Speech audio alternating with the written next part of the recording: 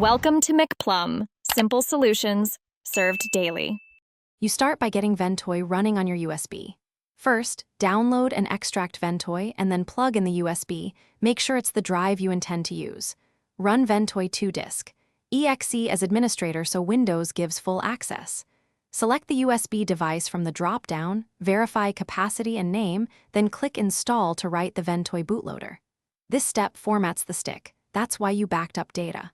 Once done, Ventoy creates 2 partitions and is ready for ISO copying.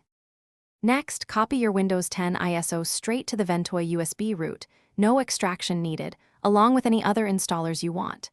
If you need persistence or a custom menu, create a Ventoy. JSON config and drop it to the same root. That file controls themes, timeouts, and ISO options. Make sure UEFI/legacy settings match your target machine.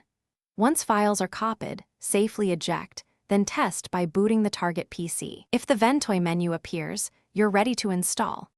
To install, boot the PC from the Ventoy USB and choose the Windows 10 ISO from the menu, then proceed with the normal Windows installer. If the ISO won't boot, try toggling Ventoy compatibility mode for that ISO or updating Ventoy to the latest release and recopying the ISO. If partitions look wrong or the USB won't boot at all, reinstall Ventoy to the device or reformat the drive, then repeat the copy step. One key tip: verify UEFI secure boot settings.